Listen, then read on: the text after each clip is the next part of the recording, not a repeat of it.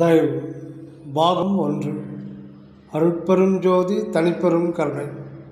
ஆனந்த நடராஜரின் தூக்கிய திருவடியின் செய் நன்றி. பாகம் 1. செய் நன்றி குன்றாது. ஆனந்த நடராஜரின் தூக்கிய திருவடி செய் நன்றி என்னென்னவோ. உனது அணு அகமையமாகிய அருள் உணர்வுக்கு புறத்தில் உள்ள ஜீவ ஆகாசத்தில் நிகழும் அதிசயங்கள். உள்ளொளியாகிய அருள் நடராஜரின் தூக்கிய திருவடியே புறத்தில் உள்ள சூழ் உலக இயக்கமாக உள்ளது. இந்த சூழ் உலகமோ ஐம்பூத அணுக்களின் செறிவு நிலையாக உள்ளது. இது உள்ளிருக்கும் அருட்சக்தியின் 5 வகை தோற்ற நிலையாக அருள் ஐந்தொழில் காரியப்பாடாக உள்ளது. நிறங்கள் ஓர் ஐந்துடையாய் என்பார் மணிவாசகப் பெருமான்.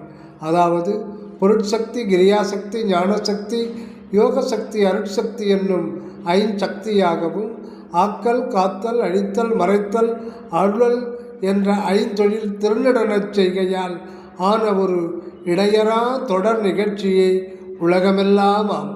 இதில் ஆன்மாவுக்கு அருட்பக்குவம் அறிவித்தல் பொருட்டு ஆக்கல், காத்தல், அழித்தல் ஆகிய முத்தொழில்கள் ஆன்மாவுக்கு புறத்திலும், மறைத்தல், அருளல் ஆகிய 2 தொழில்கள் ஆன்மாவின் அகத்திலும் நிகழ்கின்றன.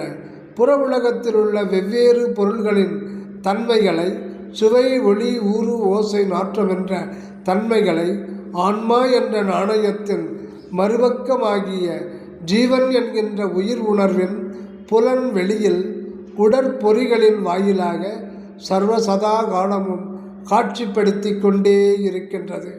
கண், காது, நாக்கு, மூக்கு, தோல் என்னும் உடற்பொறிகள் வாயிலாக காண்டல், கேட்டல், சுவைத்தல், நுகர்தல், ஸ்வரித்தல் என்னும் இந்திரிய ஆகாசமாகிய ஜீவனின் புலன் உணர்வுக்கு அனுபவத்தை வழங்கி கொண்டே இருக்கின்றது. அருள் நடராஜரின் தூக்கிய திருவடியை நாம் இருந்த இடத்தில் இருந்து கொண்டே ஜீவ ஆகாசம் எனப்படும் அகப்புறத்திலேயே வைத்து ஐம்புலன் இன்பங்களை அனுபவிக்கச் செய்யும்படி வைக்கப்பட்டுள்ளோம். இருப்புணர்ந்து இறை உணர்வை இறுகப்பற்று இரவாமை வேண்டின் திருவடி மறவாமை வேண்டும். செய் நன்றி குன்றாதே. கருத்து சுவாமி சர்வானந்தா. அடுத்த பதிவு 2 தொடரும்.